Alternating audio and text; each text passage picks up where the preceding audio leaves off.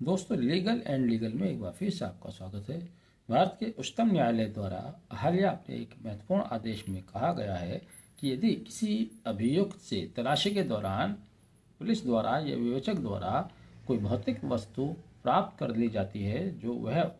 Police अधिकारी को सौंप देता है, ऐसी वस्तु को धारा 27 साक्ष्य अधिनियम के तहत सबूत के तौर पर साबित नहीं किया जा सकता है। दरअसल उच्चतम न्यायालय के समक्ष एक SLP संख्या 6850/2024 शेख शहाबुद्दीन बनाम तेलंगाना राज्य के नाम से योजित की गई थी। यह अपील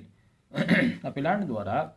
निचली अदालत के उस आदेश के विरुद्ध दाखिल की गई थी जिसमें अभियुक्त को एक महिला की हत्या और रेप के आरोप में, गैंग रेप का ही मामला था, गैंग रेप के आरोप में मौत की सजा सुनाई गई थी। निचली अदालत के इस आदेश के विरुद्ध अभियुक्त ने उच्च न्यायालय का दरवाजा खटखटाया। उच्च न्यायालय ने उसकी मौत की सजा को कम करते हुए 25 साल का सश्रम कारावास में बदल दिया। अपनी सजा की मात्रा को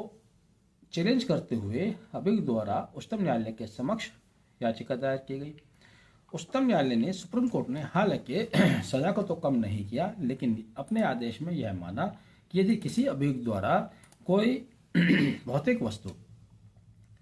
सामान्य तलाशी के दौरान विवेचना अधिकारी को दी जाती है तो विवेचना अधिकारी उस भौतिक वस्तु को साक्ष्य के रूप में साबित नहीं कर सकेगा।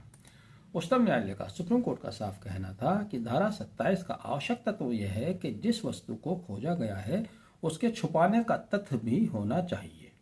यानी कि कोई वस्तु अभियुक्त द्वारा छुपाई जा रही है, पुलिस द्वारा इन्वेस्टिगेशन के द्वारा उसको खोजकर निकाला गया हो, तभी उसको धारा 27 के अंतर्गत न्यायालय के समक्ष साबित किया जा सकता है, अन्यथा नहीं।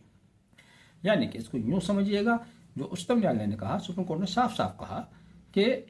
आप एक सामान्य तलाशी ले रहे हैं, मान लीजिए आप सामान्य तलाशी ले रहे हैं और तलाशी के दौरान अभियुक्त के पास कोई भौतिक वस्तु है, वह तलाशी करने वाले पुलिस अधिकारी या विवेचना अधिकारी को, विवेचक को कोई वस्तु सौंप देता है।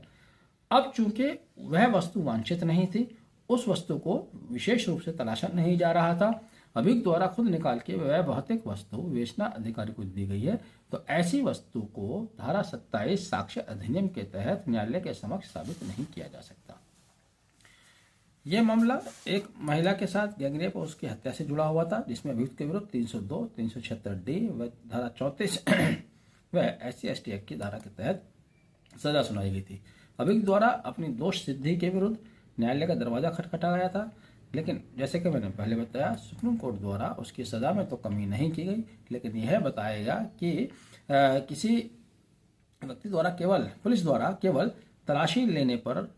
आरोपी के शरीर से भौतिक वस्तुएं जब्त की जा सकती थी। अगर ऐसा संभावित है तो इसे धारा 27 के तहत बरामदगी के रूप में परिवर्तित करने का प्रयास किसी भी तरह से स्वीकार्य नहीं है। तो धारा 27 पे आप ये कह सकते हैं कि इस निर्णय के अनुसार एक खुलासा ये सामने आया है कि जो भौतिक वस्तु न्यायालय के समक्ष प्रस्तुत की गई है या जो भी साक्ष्य न्यायालय के समक्ष प्रस्तुत किया गया है धारा 27 के तहत, उसको विवेचक द्वारा खोज कर लाया गया हो, अपनी इन्वेस्टिगेशन में लाया गया हो, ना कि अभियुक्त द्वारा तलाशी के दौरान खुद दे दिया गया हो या उसे खुद ब खुद कहीं से प्राप्त हो गया हो। तो एक महत्वपूर्ण निर्णय है, बहुत सारे निर्णयों में आपके काम आ सकता है। आपने वीडियो आखिर तक देखा, thank you, have a nice day.